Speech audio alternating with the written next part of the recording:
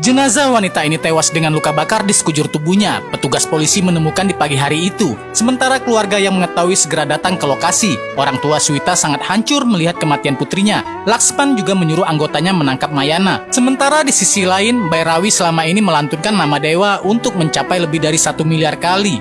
Dia tinggal menyelesaikan 1000 kali lagi. Guru Dep di Himalaya bilang ke anggotanya, Bairawi menyebut itu karena sudah merasa kejahatan mulai dijadikan kebaikan di dunia ini. Setelah kejadian itu, pendeta dan Mayana diikat warga pada pohon beringin, lalu dipukuli karena perbuatan mereka. Laksman meminta mereka melepaskannya, namun MPTS tak mau mendengarkannya dan mengatakan polisi tidak berguna. Ibu Swita menangis di depan Mayana dan bilang kalau putrinya sudah menganggap Mayana sebagai paman. Tapi kenapa Mayana tega menyetubuhi dan menghabisinya? Tapi Mayana tetap tidak mengakuinya, walaupun dia dan MPTS musuhan dalam hal politik.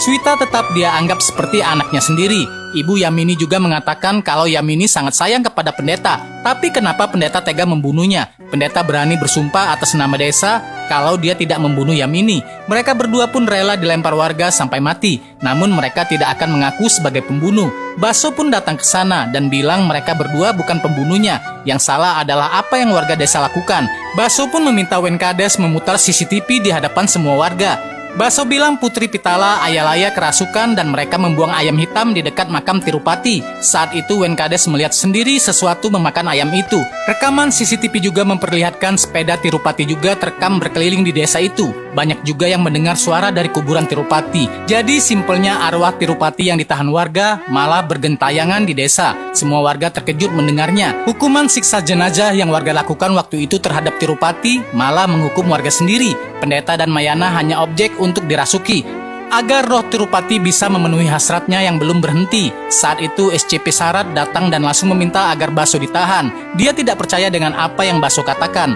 Mereka tidak bisa mengkambing hitamkan orang mati demi menyelamatkan kesalahan yang sudah dilakukan. Kalau seperti itu, semua orang bisa berbuat jahat dan mengakui mereka diperdaya oleh setan.